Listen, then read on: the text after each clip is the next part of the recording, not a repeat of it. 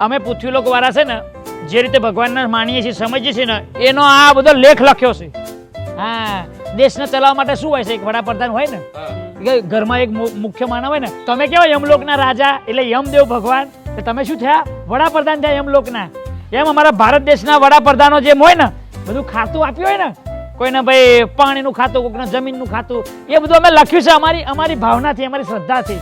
હું તમને કહું છું, હવે તમે સાચું ખોટું તમે પછી તમને ખબર પડી જશે. અમારા વડાપ્રધાન કોણ છે દેશના, ભારત દેશના? નરેન્દ્રભાઈ મોદી સાહેબ. એમ સ્વર્ગના વડાપ્રધાન કોણ કહેવાય? ત્રણે લોકના, પૃથ્વીલોકના કે યમલોકના કે સ્વર્ગલોકના સૌથી મોટા દેવ છે આ મહાદેવજી. જો નામ લખ્યું છે ને પહેલું તે વડાપ્રધાન મહાદેવજી. શું લખ્યું છે? સ્વર્ગની સરકાર.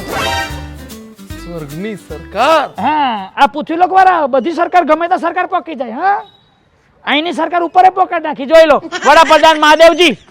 પછી ગૃહ ખાતું અહીંયા અમારા અમિત શાહ છે. અહીંયા તો કોને આપ્યું છે? પાર્વતીમાં. પૃથ્વીલોકમાં તે ઘેર ઘેર હોમ મિનિસ્ટર હોય છે. હા, એમનું એ કેમ થાય? એમનું ચાલે. પછી જો અધ્યક્ષ ગણેશજી.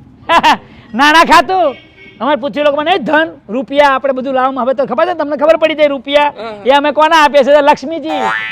વાહ વાહ વાહ.